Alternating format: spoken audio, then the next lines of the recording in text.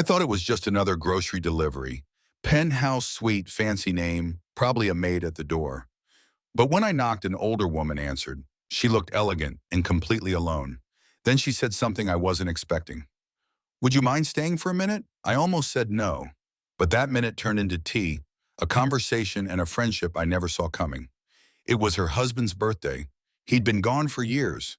And somehow I became the person she needed that day. The elevator doors opened with a gentle ding, followed by a whoosh of warm air that smelled faintly of jasmine and old wood. Eli stepped out balancing two brown paper bags in his arms. The 24th floor of the Somerset residences was always quiet. Too quiet.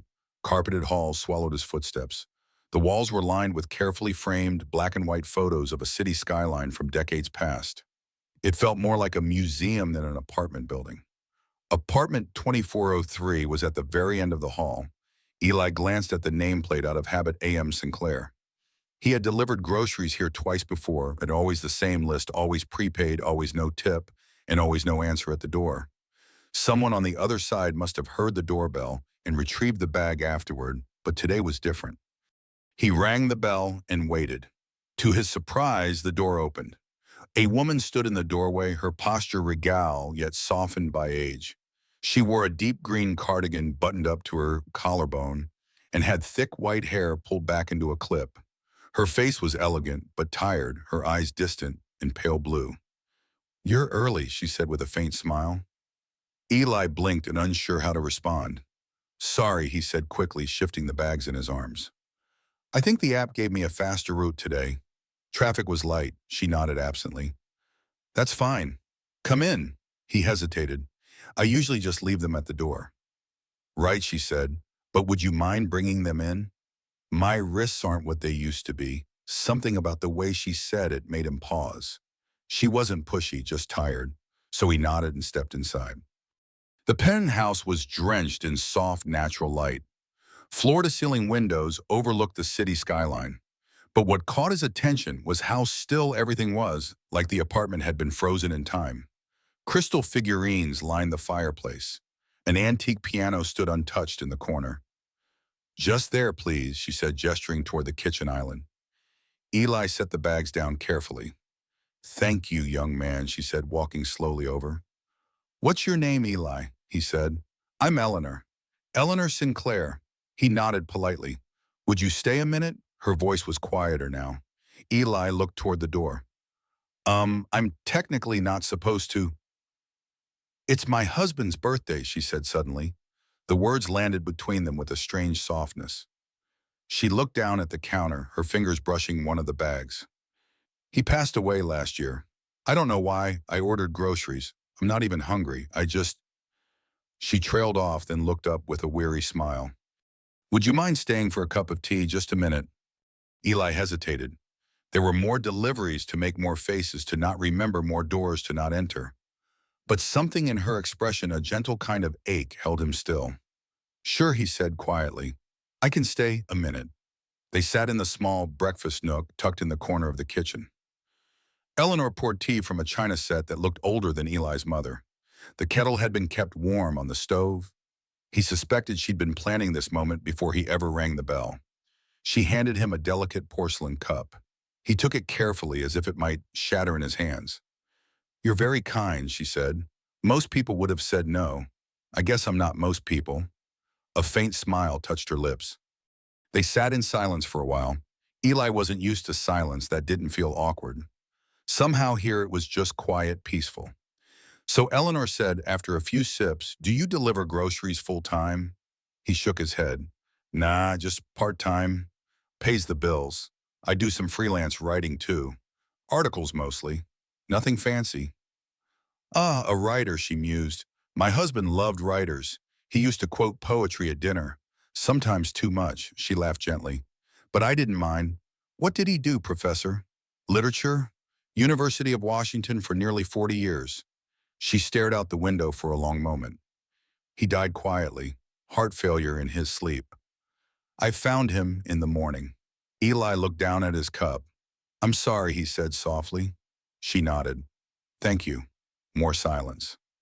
Then Eleanor stood, walked to the sideboard, and returned with a small framed photo. She placed it on the table. It showed a tall man with a full beard and bright, mischievous eyes. He was standing under a tree with blossoms falling around him, holding a book in one hand and waving with the other. "That was our last spring together," she said. "He loved cherry blossoms." "He looks alive," Eli said, then immediately winced. "Sorry, I mean—" "No," she interrupted, smiling. "You're right. He was alive. Fully, obnoxiously, beautifully alive." They both laughed gently. Time passed unnoticed. "I should probably head out," Eli said. "Of course," she said. "I kept you longer than a minute." "It's okay." "I didn't mind." She walked him to the door. "Thank you, Eli," she said quietly. "I didn't want to be alone today. And you didn't treat me like I was invisible. That means more than you know." He paused, then did something he didn't fully understand. He gently reached out and hugged her. She stiffened for a second, then softened into it.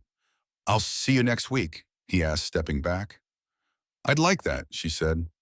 He nodded, then walked down the hall, suddenly unsure why he felt like he was leaving something important behind. Outside, the wind had picked up, rustling through the branches of a tree across the street.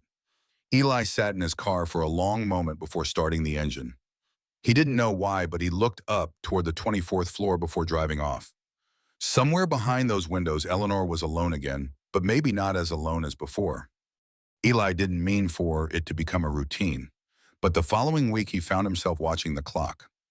When the delivery order for apartment 2403 popped up, he accepted it before the app finished blinking. He didn't even compare the payout, didn't care. He parked in the usual loading zone behind the Somerset residences and stepped out into the gray afternoon. 2 brown paper bags, again, lighter this time, tea cream, honey, some strawberries. No sign of urgency, just essentials or perhaps ritual. The elevator hummed as it climbed. He wasn't nervous exactly, just unsure. Would she answer again, or would it go back to silence behind the door? The bell echoed softly through the hallway, and then footsteps. The door opened. Eli, Eleanor said, smiling faintly as though she'd expected him. "Hi, Miss Sinclair," he said, shifting the bags. "I've got your order." "Come in," she said without hesitation. "And please, Eleanor, we've had tea together. That entitles you to drop the formality." He smiled and stepped inside.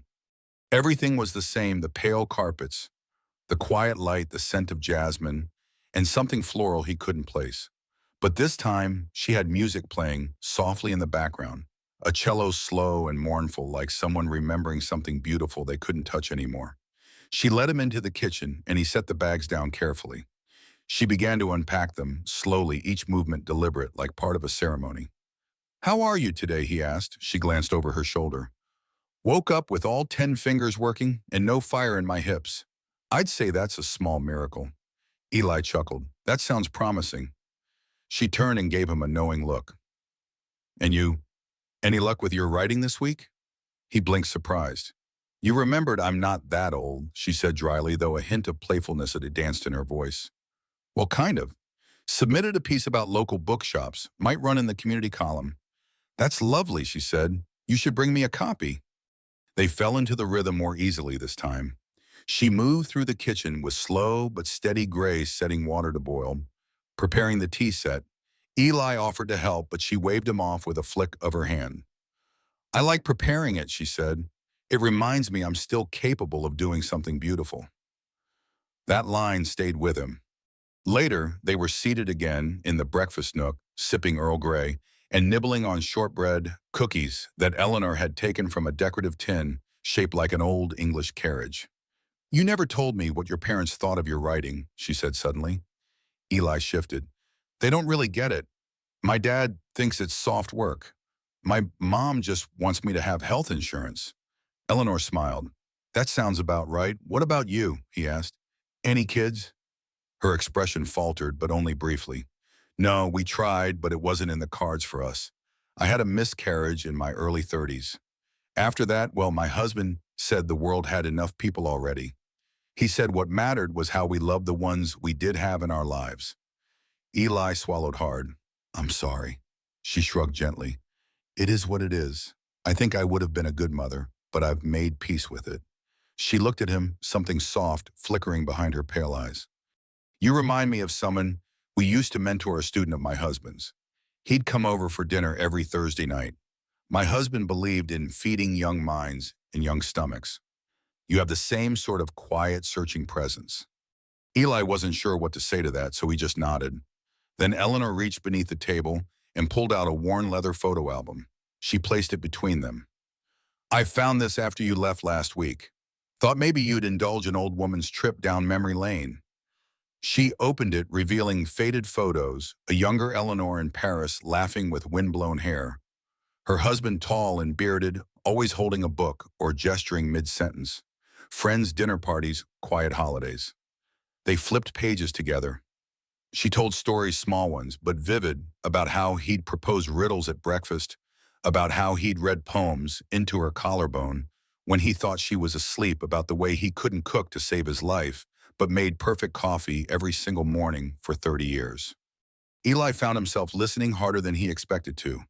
He was never afraid of silence, she said, staring at a photo of him sitting on a garden bench, eyes closed in the sun. He taught me that silence can be a kind of music. But since he left, the silence feels heavier, less like a song, and more like a fog. Eli didn't answer right away, but he reached out and turned the page for her. That made her smile again. When he finally stood to leave, Eleanor didn't stop him. She just walked with him to the door. This doesn't have to be a one-time kindness, she said gently. If you ever find yourself delivering again on a Thursday afternoon, I'll have the kettle on. Eli met her eyes. Thursdays at 3. She nodded, if you're willing. He thought of the other stops, the rush, the endless noise of a city that never listened. And then he thought of the cello music, the photo albums, the smell of jasmine and lemon biscuits. I'm willing, he said. The next week, Eleanor had set 2 teacups before he even arrived. She wore a soft cream shawl and had tied her hair back with a velvet ribbon that looked brand new but probably wasn't. Eli noticed she'd moved a chair to face the window better. The clouds are doing something lovely today, she said as he sat. Would you describe them for me? He blinked. What do you mean? You're the writer, she said. Describe them like you would in a story. So he tried.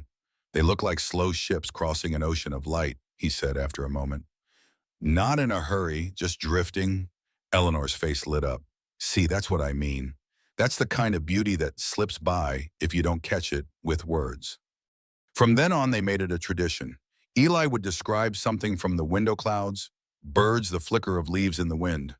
Sometimes she'd correct him. Sometimes she'd add her own poetic twist. But it became a kind of shared game, a quiet collaboration. One day she handed him a yellowing notepad. Your turn, she said. Write something here while I put the kettle on. Anything, a paragraph, a sentence. Capture something real. Eli wasn't sure why he did it, but he opened the notepad and wrote, She brews tea like she's coaxing memory back into the room slowly with reverence, as if even steam deserves to be listened to. He left the page open, unsure if she'd read it. But when she returned and glanced at the bee, her eyes lingered. She didn't say anything, just smiled. It wasn't just tea anymore. They watched black and white movies. Eleanor had a VHS player that still worked and a collection of old tapes she hadn't touched in years. She showed him Roman Holiday, To Catch a Thief, Casablanca. They argued over endings, over the dignity of restraint in love, over how quiet gestures could say more than grand declarations. Eli started reading one of the books she recommended, A Room with a View. He hated the beginning but kept going because she said the last sentence would make him sigh. She was right. He began to feel strange during the rest of the week. Adrift like Thursdays had become the anchor, keeping him tethered to something gentle in a rough world. His other deliveries felt dull by comparison. No one else asked him about clouds. No one else remembered what he'd said the week before. No one else brewed memory into tea. One Thursday, Eleanor didn't answer the door right away. Eli knocked again. A full minute passed. Then he heard the lock turn. She opened the door slowly. Her eyes looked tired, her hair undone. I'm sorry, she said softly. I almost forgot what day it was. He stepped inside without thinking. You okay? She nodded, then hesitated. Today's the anniversary, not of his birth, of his leaving. Eli froze, unsure what to say. She led him to the nook, but didn't set the table. Just sat down with her hands folded in her lap. He died in the afternoon, she said. It was a Thursday. Eli sat across from her in silence. You don't have to talk. She said, I just didn't want to be alone for it this time. So he stayed. No tea, no cookies, no stories, just silence. A kind of wholly fragile silence. When the moment passed, Eleanor closed her eyes. A single tear slipped down her cheek, and she didn't brush it away. Eli didn't speak. He didn't move, but somehow he knew he was exactly where he needed to be. When he left that day, she walked him to the door as always, but this time she touched his arm gently. "Thank you, Eli," she whispered, for giving shape to the quiet. He didn't know how to explain the lump in his throat, so he just nodded. Eli didn't get the order notification that Thursday. He refreshed the app twice, then 3 more times. Even though he knew how the system worked, grocery deliveries went out automatically by neighborhood. If Eleanor had ordered, it would have come to him. He told himself maybe she'd skipped a week. Maybe she was out with friends. Maybe she'd finally visited her niece in Maine, like she'd mentioned, once, eyes sparkling as though daring herself to believe it could happen. But none of those maybes fit the way the air sat in his chest heavy still. He waited an hour, then texted the number she'd written on the little card she'd tucked into his notebook weeks earlier. "Just checking in. Hope you're well. Eli." No reply. By evening, he couldn't sit still. He left his other orders in the queue and took the train across town. It was impulsive, probably too much. But Eleanor wasn't just a client anymore. She was a thread in his week, a hush in the noise of his world. The doorman at the Somerset residences recognized him and buzzed him up without question. Outside her door, he knocked twice. Waited. Nothing. He knocked again. "Eleanor, it's Eli." Still nothing. He stood there, palms sweating, unsure of what to do, until he heard soft shuffling behind the door. Then the click of the lock. The door opened an inch. It wasn't Eleanor. A younger woman, mid-40s, maybe, peeked out, her eyes red-rimmed and cautious. "You're Eli?" she asked quietly. He nodded. "Is she okay?" The woman's voice cracked just slightly. "Well, as okay as anyone can be. I'm her niece. She had a fall earlier this week. Broke her hip. I've been staying here while she's in rehab." Eli's breath rushed out in a soundless exhale. "Oh God, is she coming home soon?" The woman hesitated. "She asked for you, right after surgery. She kept asking if it was Thursday." Eli swallowed hard. "Would you like to write her a note?" the woman asked gently. "I'm visiting her again tomorrow." "Could I actually visit?" The woman looked him over, uncertain. Then something shifted in her eyes, trust, or maybe just hope. "Yeah," she said softly. She'd like that. The rehab facility was quiet and smelled like linen and lemon disinfectant. Eleanor looked smaller in the hospital bed, paler, but her eyes lit up when she saw him.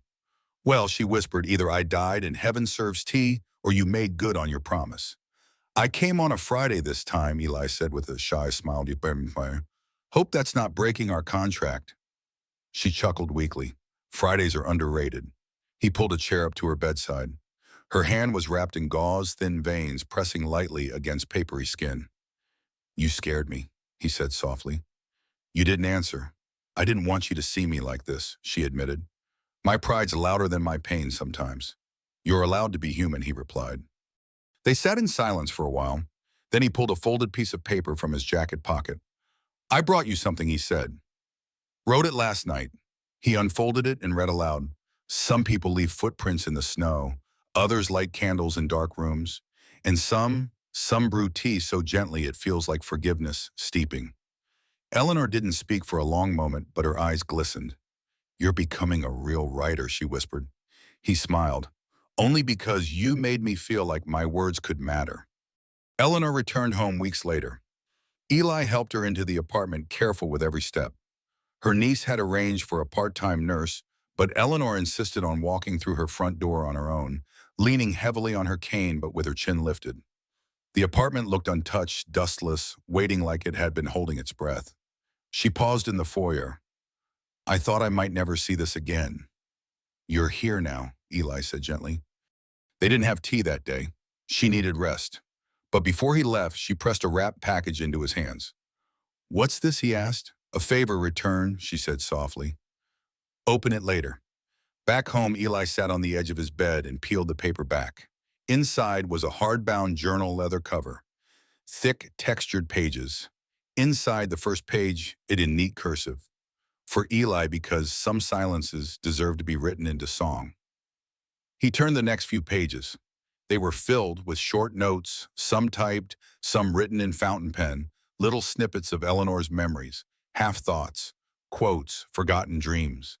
She had copied passages from her husband's old lectures, recipes with personal notes in the margins, sketches of their garden from when she was young.